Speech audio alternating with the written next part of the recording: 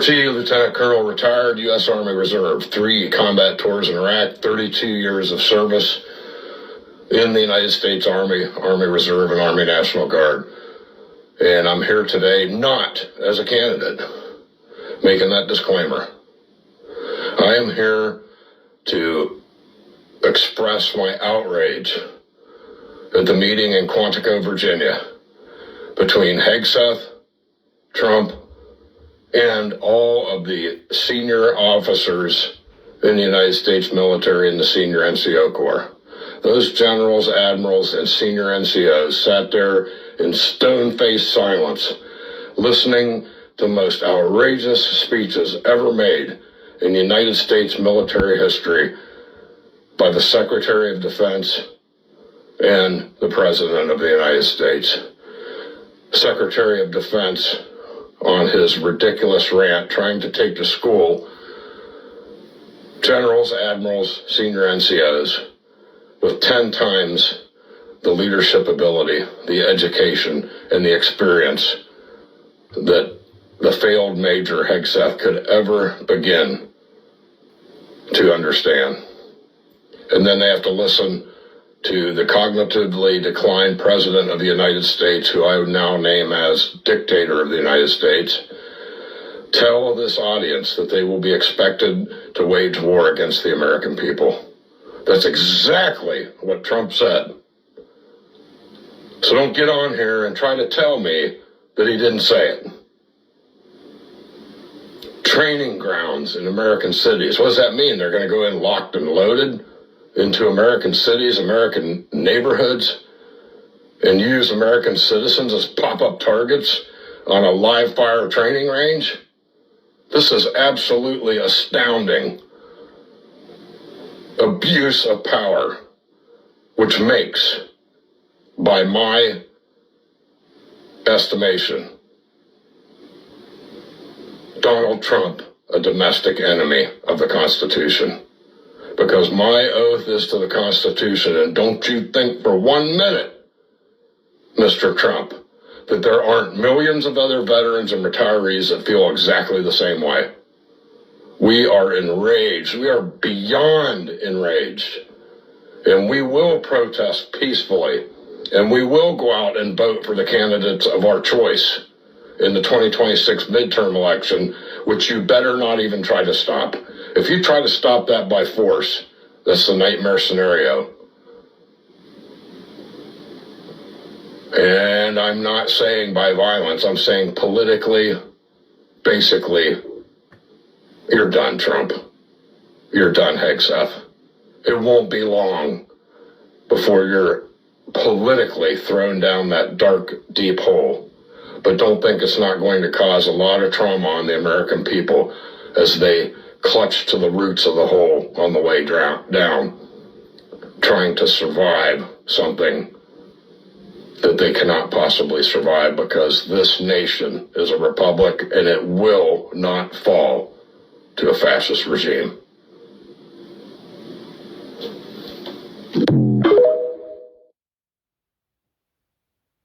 You're pissed off, man. I'm hot right now, Don. You have every right to be hot. Donald Trump was talking to reporters and told them anybody who protests his military parade on Saturday will be met with very heavy force. Let me interpret this for anybody who may fucking think this is not a big deal.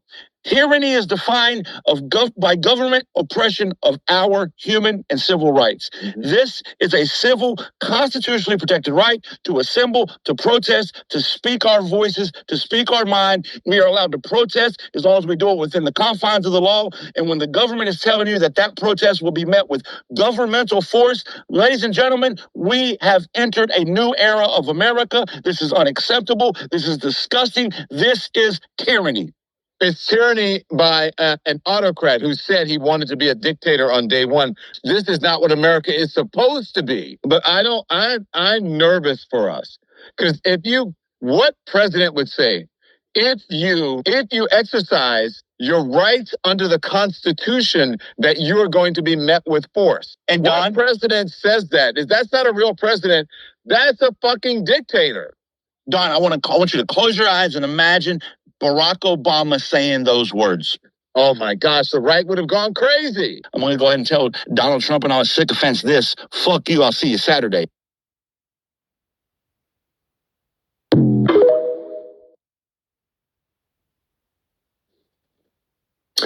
October 4th. So this is going to be a little bit longer than usual. If you have followed me for any length of time, you know that my father served in World War II. He was a replacement, as the saying goes, a young 18, 19-year-old kid who was in Patton's Third Army and, landed in Marseille, went through the Battle of the Bulge, and ended up helping to liberate Dachau. This quote struck home with me. This is from Adam Parkinson. He's in a group called Vets Against Trump. Quote, I've watched men bleed out in the Ardennes for a flag you're not fit to hold, let alone wrap yourself in. You think bluster is bravery. I led men through hell. You couldn't march through rain without whining about your hair. You dodged the draft, praised dictators, and called that strength. I stared down Rommel's panzers and pissed in the Rhine. You ran from bone spurs and hid behind Twitter like a spoiled child playing general. You talk about purging patriots and jailing dissenters.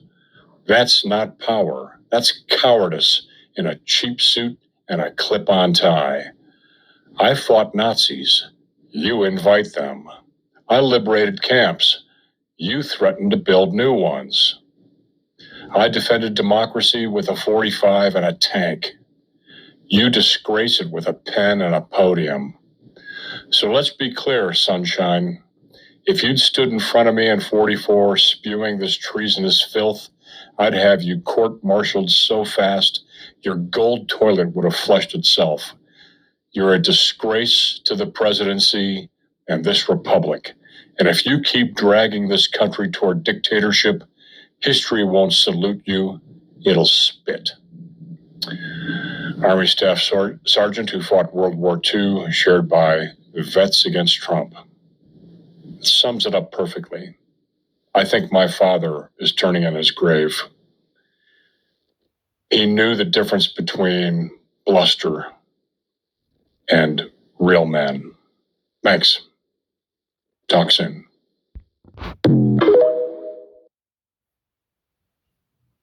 So apparently the governor of Texas has deployed the Texas National Guard to Chicago. Now, why is that a really bad thing? Well, to understand that, you need to understand two things. One, the words state and country are relatively interchangeable. The word country refers to like a physical location, and the word state generally refers to a governmental entity. You could say the state of Israel. You could also say the country of Israel, and it's almost the same thing.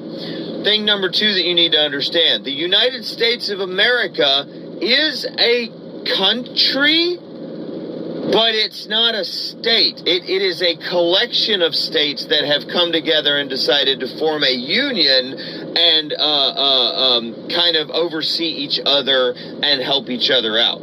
So, what this means is that the state of Texas has effectively invaded the state of Chicago. Now, if Chicago or the state of Illinois, if the state of Illinois had requested that assistance, that would be different.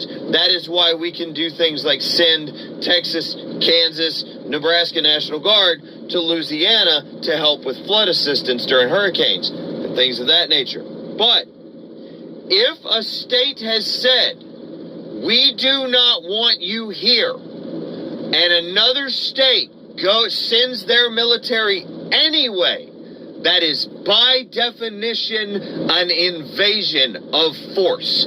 I mean, it just is. It just is. Effectively, technically, the state of Texas has invaded the state of Illinois, and I don't know what to do with that information. All I can say is to the governor of Illinois and the mayor of Chicago, stand your ground. You're doing a great job. do not let them bully you. That's all I got. That's all I got. What do you guys think about the situation? I'm very curious to see what people think about this take.